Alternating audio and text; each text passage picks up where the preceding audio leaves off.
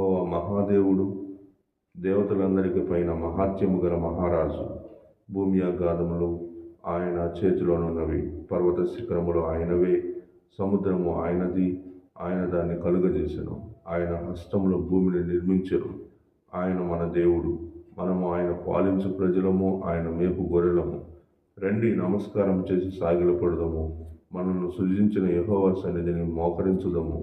నేను మీకు ఆయన మాట అంగీకరించి నేడు మీరు ఆయన మాటను అంగీకరించిన ఎడల ఎంత మేలు.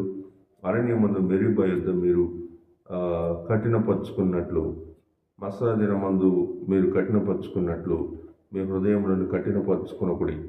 అచ్చట మీ పితరులు నన్ను పరీక్షించి శోధించి నా కార్యమును చూచిరి.